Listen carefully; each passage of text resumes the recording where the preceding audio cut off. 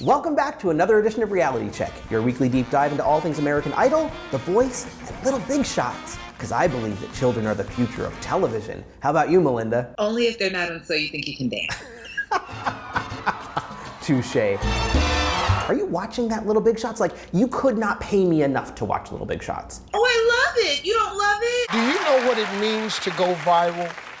And that means your video got too many views. Really, the only children I want to see being cute are my own. Other than that... Did you see the little girl that was like a princess? And Steve Harvey was like, do you need a prince? And she's like... It doesn't always have to have a prince. They've trained all those children, I think, to say things. I understand Or that. sometimes you just have a prince when you don't even want a prince. It's like the poodles on America's Got Talent. They go through the hoop course. Do not compare children to dogs. Don't do it. Not today. We got to talk about top 4 week on American Idol, and I think the discussion must start with Trent, who took us on a journey, a first-class journey. There was champagne, there were warm towels, there was a full bag of peanuts. It wasn't just like 3 peanuts. It wasn't like sitting in Coach where there are 3 peanuts. And I feel that for too long we've been sustaining ourselves on 3 peanuts. This was my favorite episode that I think we've had this season. Everybody just brought their game up. They just did. But Trent, this was the perfect time, first of all, for him to dial in this kind of performance. He had the perfect songs, and he also, may I add, had the perfect mentors to get out of him what needed to happen. Thank you, Idol, for having mentors that were invested and actually gave great advice. Stevie Van Zandt and Sia, both of whom were invested. They listened to what the contestants were singing. Sometimes they were like, maybe not that song, maybe not that key. They made actual helpful, constructive suggestions. Why am I talking like that? But why didn't that happen before now? Like, why did it take so long? They brought out the best in these people. We actually got 4 people performing at their best. Who knows, maybe even Sonica would have been in it to win it. Another hot one right here. Oh my God, I just got, what's that word where you're channeling? I'm channeling the ghost of Randy Jackson. And all of a sudden in the middle comes this part. I'm like, well, now we're onto something here. Stevie took the time to just say something like, That thing in the middle is very cool. Use it in the intro and make the whole thing a little more swampy. Swampy. I know what that means. Right? It changed everything about the performance, about the episode, and possibly about life.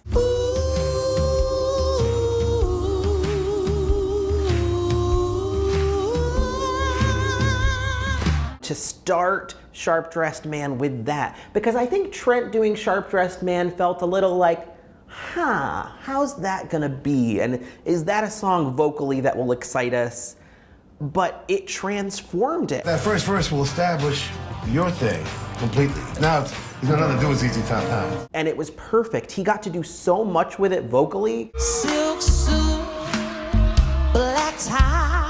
and he was a sharp-dressed man. Like, the suit, the voice. The hair was on fleek, as the kids say, on fleek, right? The hair was on fleek, that's the way you say it. But I almost wanted him to stay in the swamp the whole song. Not that he didn't rock it out, and I'm proud of him for doing that, and I loved seeing two different sides of him.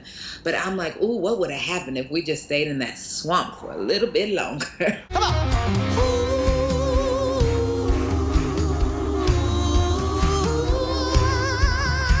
But then Chandelier. Here's what happened. At the beginning, I was like, oh no, he's not going to go up to the high part. I'm angry that there was ever a time where he was going to sing that down the octave. Like, ever.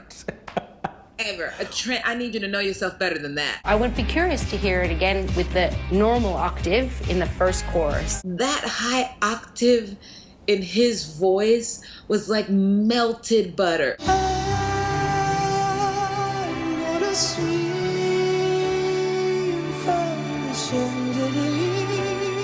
It was insanely good, and he felt it.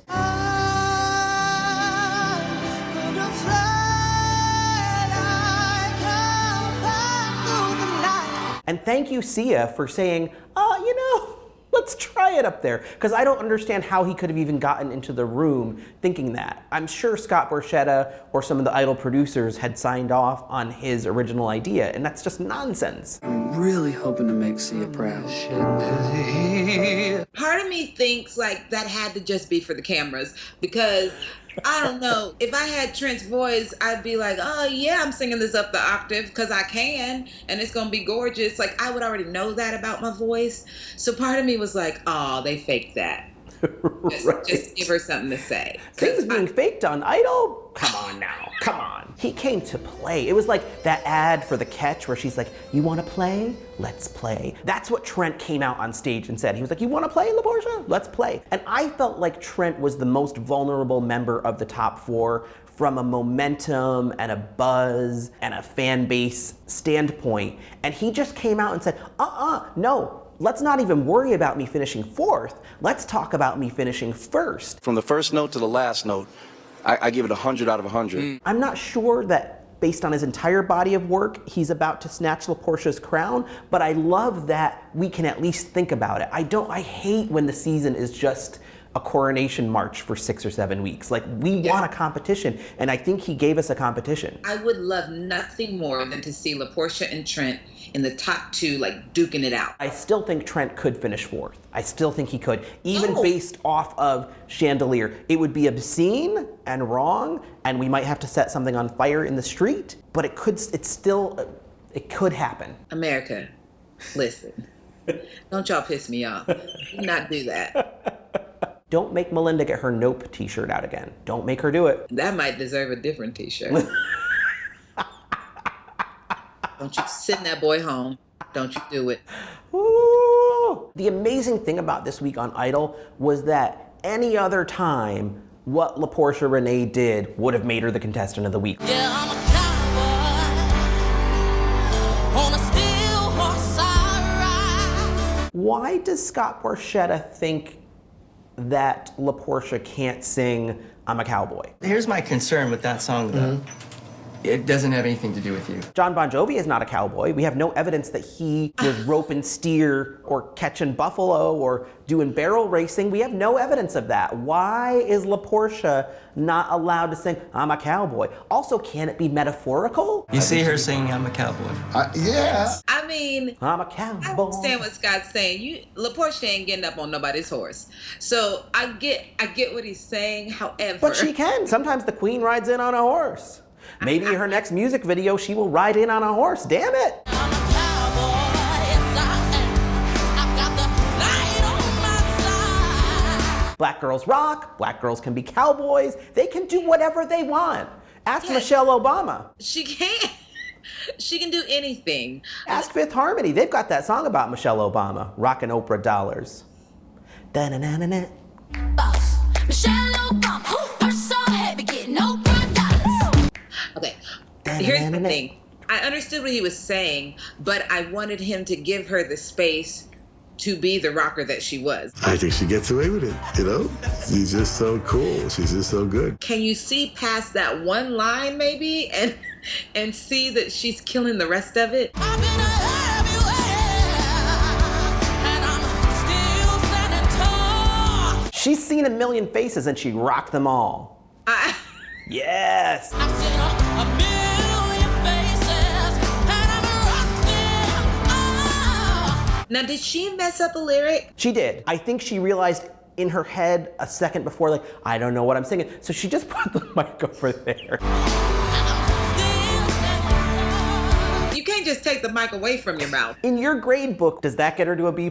I gave her, I think, an A-, but I'm just wondering. You did, which was so interesting to me because I was like, now this is the week I would have given her a B. Just because you gotta own that moment. I forgot the lyrics. I really did on I'm a Woman. And I went jibba jibba jibba. But I mean, I kept singing. Like I kept that mic. I hid my mouth with the mic.